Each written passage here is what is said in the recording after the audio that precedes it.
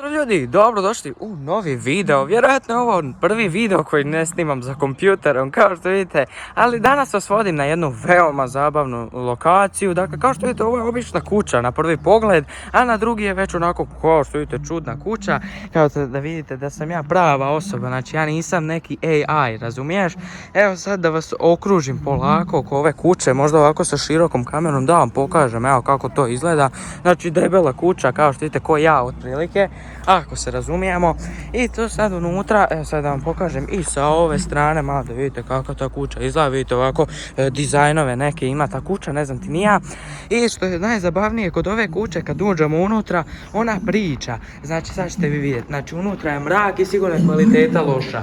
I kao što vidite ovdje imate neki prikaz i ta kuća priča, to vam neću sad dugo pokazivati, zato što ovo jako dugo traje.